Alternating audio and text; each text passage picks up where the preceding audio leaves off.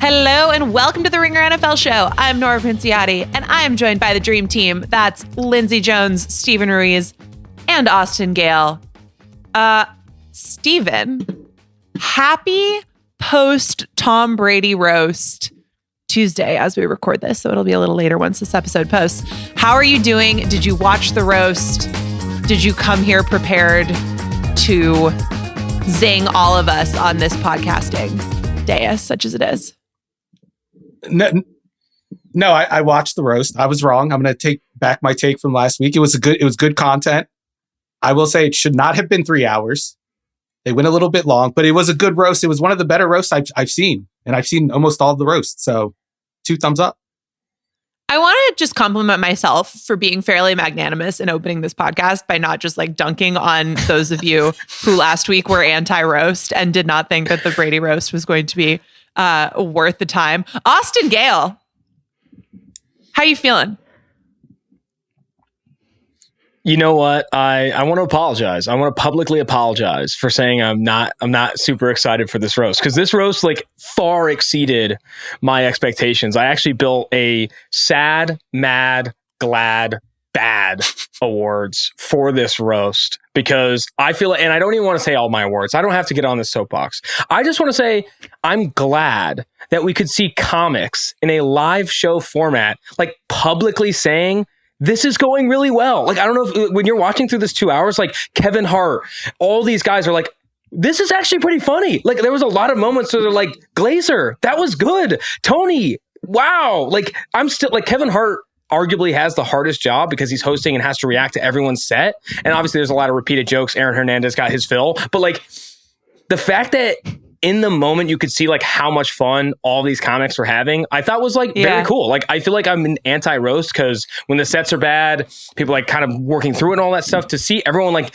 legitimately laughing and complimenting each other, I thought was pretty good. I was really happy with the roast. One of my favorite parts was like Kevin Hart's like realization as it was going was that all of the former Patriots were like gonna go in and that they were going to be good. Like, he was having this, like, he must have gone into it being like, they're going to take it easy, or they won't be funny, or they will have really bad delivery. And they just kind of got progressively better. And then they were just, I think he was also a little weirded out about like how far they were going to go with each other. Like, I think the comics are all used to like it all being these very vulgar and sex jokes. I don't think he was ready for quite the amount of like crossing the line, probably, jokes about oral sex and, all that kind of stuff that actually went on.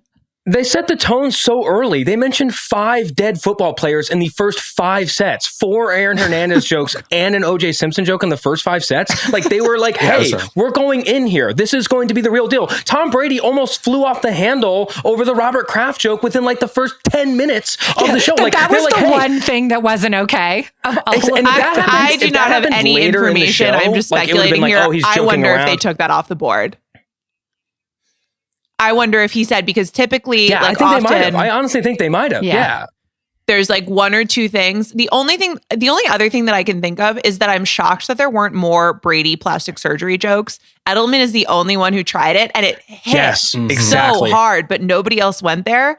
I find it hard to fathom that Brady would have said, like, come after my ex-wife and my family so much before you come after my alleged hair plugs. So I don't really think that was on the table. I just think it's interesting that people didn't try more down those lines. But I wonder if the Kraft thing was taken off the board just because it wasn't a big topic. And the one time it was when Brady went up and did that. Although they could have planned that. I don't quite know where I come down on that, but I think it's a possibility. I did see Nikki Glazer went on with Howard Stern at post roast, and he asked her like, what else was in your notebook? Like, what were the other jokes you wanted to get off and didn't? And she had a really good one about Brady's face and the plastic surgery that just must have gotten cut for time. But I'm with you, Nora. I was surprised that there weren't quite as many of those. And I was maybe, I guess, a little surprised that there was quite so many Giselle jokes. And I was really excited that there were multiple jokes about Bill Belichick dating a much younger. Yes. Younger We woman. needed that. We needed that ring light joke, like we needed air to breathe. The ring camera joke was I think, the best of Brady's set. Elite.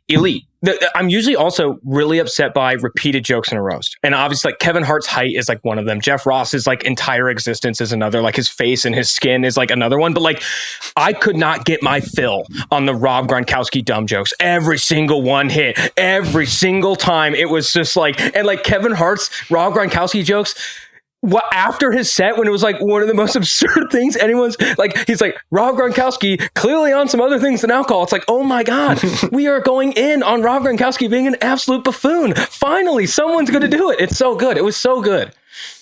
Well, that's why Kevin Hart was a really good about how good Tom Brady's set was. Like, I wanted Tom Brady to bomb, and he was good. But I will say this. Go back and watch James Franco's set at the end of his roast. I think Tom Brady stole his bit. He acted just like James Franco did. Watch those two sets back to back. I'm telling you, Tom Brady stole his bit. He really leaned into like I am this guy who's like pretentious and thinks so highly of himself. That's what James Franco did. Roast head. See, like, Nora's a roast head. She respects that pool, and she knows I'm right. That's a good pull. That's a strong pull. The roast of James Franco in general was a solid roast. So maybe, Austin, now that you're on board, you can go check that out. Arm yourself with knowledge. I'm 100% on board, roast. I also think that Tom Brady did not understand Kevin Hart's random FU Tom jokes until like the 15th one. Like, he kept on being like, "Oh no, again." It's like, dude, you don't get it. You're so far out to lunch. Just chill. Be cool. Be cool. Be cool. And then the other thing, and I'm surprised we buried the lead here. Ben Affleck's set. I mean, I almost called somebody, like the cops, or like I don't know. It did not look like it was going to go somewhere well. Ben Affleck's set. I was like looking at my friends as we were watching, and I was like, do we know where this is going to go? Like, do we actually, like, Rob Gronkowski was more predictable than Affleck. I didn't know where he was going to end up. And it was dark. There was some dark stuff there. Gronk was the most unpredictable. At one point. It was really rough. Spiked a shot glass that was definitely real glass. No one knew what Gronk was going to do. That was the thing. do you... I'm so sorry to get this deep into it, but like, Nora, you've turned me on to like the fucking coolest thing ever. I think this roast was so fun. But like, Rob Gronkowski, there's a moment in his set where I don't remember exact joke he mentioned, but then I was like, oh my gosh, he's off script. He's definitely off script. And then right after, he's like, I'm making stuff up now. I'm like, yeah, you are, buddy. You better get back on the tracks here. Like, you are flying way too far. Like, it was, it's cool to see, like, I mean, live comedy like that too, and like the errors and all that stuff. I enjoyed it. And I'm sorry. I'm apologizing again because I didn't think it was going to be good, and it was great. I think part of what made Kevin Hart such a good... He was the one bad part. He just didn't have a joke. The joke was like Affleck's mental state. Like, he was like legitimately struggling like up there. Like, it was a very, very tough scene. Like, he's like, his whole bit, like the through line for his bit was like how toxic social media is and how it's like ruining him. And I'm like, dude, chill. You need to reel this in. It's just so not the energy of what that night is supposed to be. And I mean, people in comedy talk about one of the sort of cardinal rules being that you don't punch down, right? And Ben Affleck coming out on stage on the Tom Brady roast and just like pulling up some random Twitter guy who probably doesn't even exist and going on this long thing about like how difficult it must have been for Tom Brady to go to work every day. It's just like, it's not an effective joke. It's also not even a joke. It's not like rooted in something that we all know to be true, right? Like, when has Tom Brady ever made a big piece of his sort of public identity that it's very difficult for him to get up in the morning and go to work because people are yelling at him online? It just was so bizarre. Yeah. To everyone's point that it was imagine being Zach Wilson when they say that stuff and then it's true. We're not doing the roast of Zach Wilson. What's funny is Affleck was going to win my SAD award. You know, I said I had the Glad Mad SAD award, but it goes to Will Ferrell. His character, I'm with you. Ron Burgundy, is 20 years old. It's 20 years old, 2 decades old. It's time to do something else or hang him up. Oh, I couldn't disagree more. I get that.